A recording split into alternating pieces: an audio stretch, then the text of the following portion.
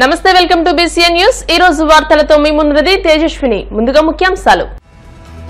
AP liquor scam లో అసలు big boss ను జైలుకు పంపాలన్న సోమిరెడ్డి మద్యం కుంభకోణం విషయంలో కేంద్రం జోక్యం చేసుకుని సిబిఐ ఈడీని రంగంలోకి దింపాలని వినతి।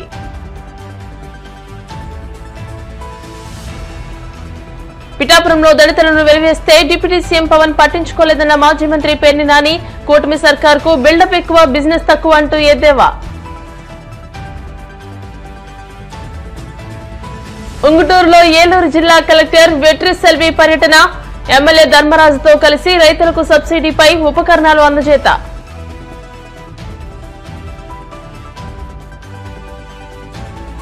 గోవిందనామ స్మరణతో మారుమోగిన కోనసీమ తిరుమల వాడపల్లి వెంకన్న దర్శనానికి పోటెత్తిన భక్తజనం। మద్యం కుంభకోణంలో అసలు బిగ్ బాస్ ను జైలుకు పంపాలని మాజీ మంత్రి తెలుగుదేశం పొలిట్ బ్యూరో సభ్యులు సోమిరెడ్డి చంద్రమోహన్ రెడ్డి అన్నారు।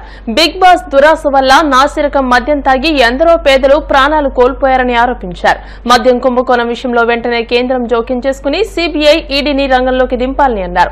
నెల్లూరులోని టీడీపీ కార్యాలయంలో సోమిరెడ్డి మీడియాతో మాట్లాడుతూ మద్యపాన నిషేధ హామీతో అధికారంలోకి వచ్చి మద్యంతో పేదల ప్రాణాలు తీయడం క్షమించరాని నేరమని అన్నారు।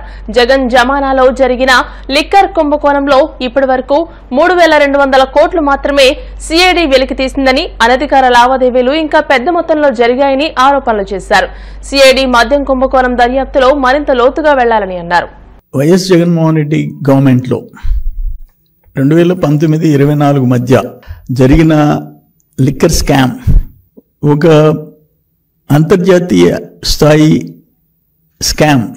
నేను అనేది ఏంటంటే బహుశా దేశంలో ఏ దేశంలో అయినా 1,30,000 కోట్లు only cash transaction, no digital payment, no cheque payment or PhonePe, only cash. ఆనాడు ప్రైమ్ మినిస్టరు మోడీ గారు డిజిటల్ ఇండియా అని చెప్పి పదే పదే చెప్పాడు, క్యాష్ ట్రాన్సాక్షన్స్ తగ్గించమని। ఈయన క్యాష్ ఆంధ్రప్రదేశ్గా మార్చాడు। ఈరోజు ఎంక్వైరీ జరుగుతుంది।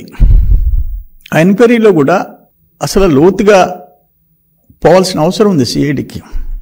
మీరేదో 3,200 కోట్లు అంటున్నారు మీరు, కానీ అన్అఫిషియల్ సేల్స్ మీరు అకౌంట్లోకి తీసుకోవటంలా। నేను ఒక మాట అంటాను, ఈడీ ఇంత మనీ లాండరింగ్ మీ లెక్క సిఐడి లెక్క, నేను తర్వాత కూర విషయాలు చెప్తా, 3,200 కోట్లు అంటే ఈడీ ఎందుకు ఎంటర్ కాదు? అసలు అప్పుడు కూడా 19-14, బిట్వీన్ 19 and 14 ఇన్ని వేల, మోర్ దాన్ 1 lakh crores, 1,30,000 కోట్లు ట్రాన్సాక్షన్। దానికి అసలు అప్పుడు ఎందుకు క్వశ్చన్ చేయలేదు సిబిఐ కానీ ఈడీ కానీ?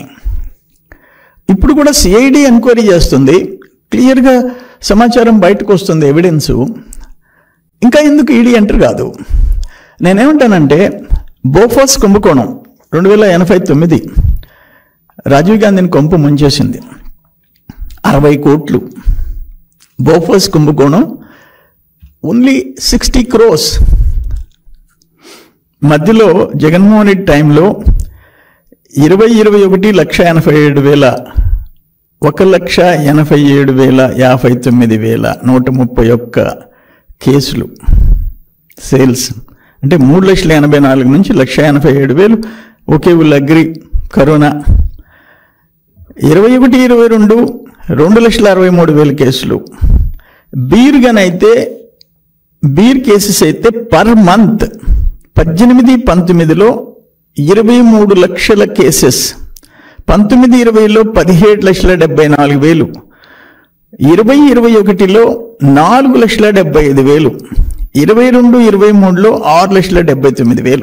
నేనేమంటానంటే ఇక్కడ జరిగిన దోపిడీ కేసుకి ఒక్కొక్క టైప్ ఆఫ్ బ్రాండ్కి, చీప్ బ్రాండ్కి 150 రూపాయలు నేను ఉండింది చెప్తుండా, ఇంకొక బ్రాండ్కి 250, ఇంకో బ్రాండ్కి 350, 600 ఒక కేస్। అంటే 48 స్మాల్ బాటిల్స్, క్వార్టర్ బాటిల్స్ ఉంటాయి। అవి సపోజ్ ఒక దాంట్లో ఒక బాటిల్ 150, 250కి అమ్ముతారు బయట। ఇది త్రూ ఎక్సైజ్ డిపార్ట్మెంట్ స్కానింగ్ చేసి షాప్స్కి పంపిస్తారు. ఇక్కడ Kasireddy and team, Jaganmohan Reddy team చేసింది ఏంటంటే స్కానింగ్కి పోకుండా, డిపోకి పోకుండా, ఎక్సైజ్ డిపార్ట్మెంట్ డిపోకి పోకుండా డిస్టిలరీ టు నేరుగా సేల్స్. ఎందుకంటే ఆ స్టాఫ్ వాళ్ళు పెట్టుకున్న షాపులు అది ఎంత అని ఈరోజు సిట్ తేల్చాల్సిన అవసరం ఉంది. నేను చెప్పిన సేల్స్ అంతకుముందు తెలుగుదేశం టైంకి ఇప్పటికీ మధ్యలో ఎందుకు వచ్చింది ఇది? ఎందుకంటే అనఫిషియల్ సేల్స్, డిపోకు పోకుండా నేరుగా అమ్మిన సేల్స్ ఎంత? అందుకని 3,200 కోట్లు కాదు, మోర్ దెన్ 10,000 crores, 10,000 కోట్ల పైన. కూటమి ప్రభుత్వానికి బిల్డప్ ఎక్కువ, బిజినెస్ తక్కువ అంటూ మాజీ మంత్రి పేర్ని నాని ఎద్దేవా చేశారు. డిప్యూటీ సీఎం పవన్ కళ్యాణ్ సొంత నియోజకవర్గం పిఠాపురంలో దళితులను వెలివేస్తే ఆయన అసలు పట్టించుకోలేదని, ఇక దళితురాలైన హోంమంత్రి అనిత సైతం ఆ వైపు కన్నెత్తి కూడా చూడలేదని ధ్వజమెత్తారు. వీరయ్య చౌదరిని మద్యం గొడవల్లో చంపిస్తే హోంమంత్రి అక్కడకు పరిగెత్తారని పేర్ని నాని ప్రశ్నించారు. మీకు డబ్బున్న వారినే తప్పితే పేదలు, సామాన్యులు, దళితులను పట్టించుకోరా అని నిలదీశారు. ఇంతకంటే దిగజారిన దిక్కుమాలిన ప్రభుత్వం మరొకటి ఉంటుందా అని మండిపడ్డారు. వారు చెప్పిన, వారు పలికిన ప్రగల్భాలేంటి, ఇవాళ వారి పనితీరు ఎలా ఉందనేది ఒకసారి మనం చూసుకుంటే, ఈ కూటమి ప్రభుత్వానికి బిల్డప్ ఎక్కువ, బిజినెస్ తక్కువ పరిస్థితులు మనకి వాళ్ళు కనపడుతున్నాయి. 2024 ఎన్నికలకు ముందు జగన్ గారి ప్రభుత్వం విపరీతంగా విచ్చలవిడిగా అప్పులు చేస్తుందని, ఆంధ్రప్రదేశ్ రాష్ట్ర స్థితి, ఆర్థిక స్థితి మరో శ్రీలంకను తలదన్నేదిగా ఉందని చెప్పని, రాబోయే ఆదాయాన్ని కూడా చూపించి మరీ అప్పులు చేస్తున్నారని చెప్పని కలెక్టర్ ఆఫీసులు లేదా కలెక్టర్ బంగ్లాలు ఇలాంటి ప్రభుత్వ ఆస్తులను కూడా బ్యాంకులకి తనఖా పెడుతున్నారు, తనఖా పెట్టి మరి అప్పులు చేస్తున్నారని చెప్పని తెలుగుదేశం పార్టీ, జనసేన పార్టీ అంటే నారా చంద్రబాబు నాయుడు వారు, అలాగే పవన్ కళ్యాణ్ గారు, ఆంధ్రజ్యోతి రాధాకృష్ణ గారు, ఈనాడు రామోజీరావు గారు, దివంగత ఈనాడు రామోజీరావు గారు యాగి చేశారు. ఆంధ్ర రాష్ట్రం అంతా కూడా జగన్మోహన్ రెడ్డి గారు అప్పులు పాలు చేస్తున్నాడని చెప్పని అయ్యని.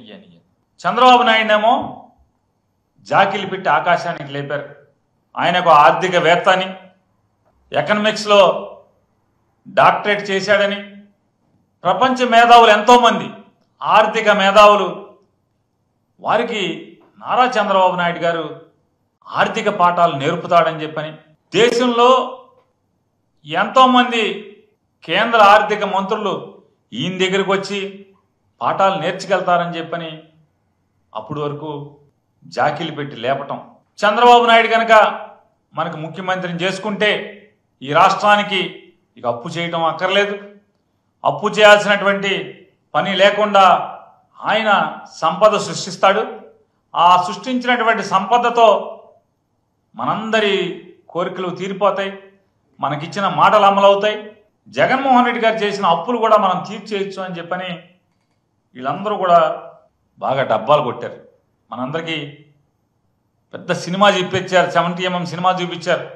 ప్రజలు ఈ ఆంధ్రజ్యోతి రాధాకృష్ణ గారు, దివంగత రామోజీరావు గారి ఇద్దరి రాతలను కానీ, లేదా వారి టీవీ ఛానల్లో మాటలను కానీ, లేదా చంద్రబాబు నాయుడు, లేదా ఆయన వత్తాసు పలికే పవన్ కళ్యాణ్ గారు, వీళ్ళందరి మోసపు మాటల్ని నమ్మినటువంటి ప్రజలు ఓట్లేస్తే ఇప్పుడేం చెప్తున్నారు, ఏం చేస్తున్నారు?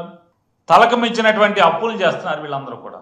అంటే అప్పులు చేయడంలో ఎంత సిద్ధహస్తులంటే, 2014కి ఈ రాష్ట్రానికి ఉన్నటువంటి అప్పు 1,40,000 కోట్ల రూపాయలు ఆంధ్రప్రదేశ్ రాష్ట్రం అప్పు అయితే, నారా చంద్రబాబు నాయుడు గారు, పవన్ కళ్యాణ్ గారు, భారతీయ జనతా పార్టీ ముగ్గురు కలిసి 2014లో వారు ఏర్పాటు చేసినటువంటి ప్రభుత్వం 2019లో జగన్మోహన్ రెడ్డి గారు ముఖ్యమంత్రి అయ్యే నాటికి 2,57,500 కోట్ల రూపాయలు అప్పులు చేయడం జరిగింది.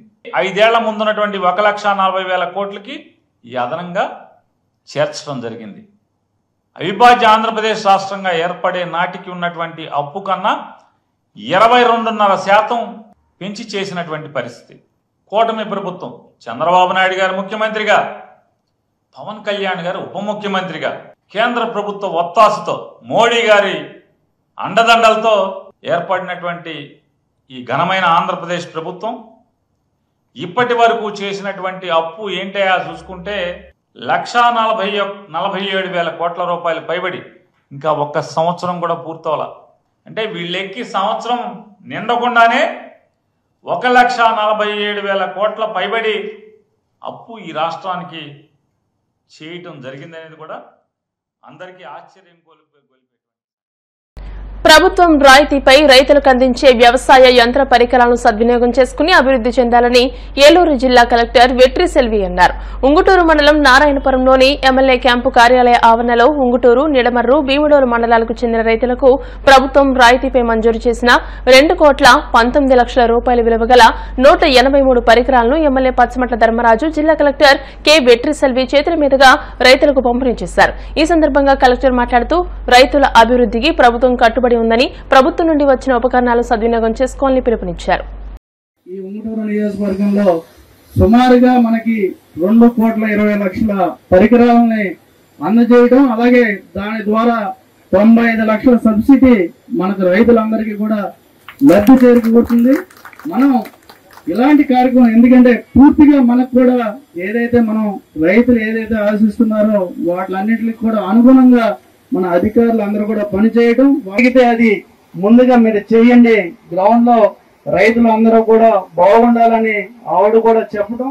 ఏదైతే మన ముఖ్యమంత్రి గారు నారా చంద్రబాబు నాయుడు గారు ఉన్నారో, అలాగే మన ఉప ముఖ్యమంత్రి గారు పవన్ కళ్యాణ్ గారు, అలాగే మనకి వ్యవసాయ శాఖ మంత్రి గారు అచ్చెన్నాయుడు గారి ఆధ్వర్యంలో ఇలాంటి మంచి కార్యక్రమాలు, ఎందుకంటే గతంలో ఎన్నడూ లేని విధంగా ఎవరు కూడా రైతుల్ని ఆలోచించకుండా రైతుల యొక్క కష్టాన్ని గాని రైతుల్ని అభివృద్ధి పదంలో నడిపించే విధంగా కానీ ఎక్కడా కూడా ఒక ప్లానింగ్ గాని ఒక ఆచరణ పరిచే కార్యక్రమం గాని ఎక్కడా జరగలేదు.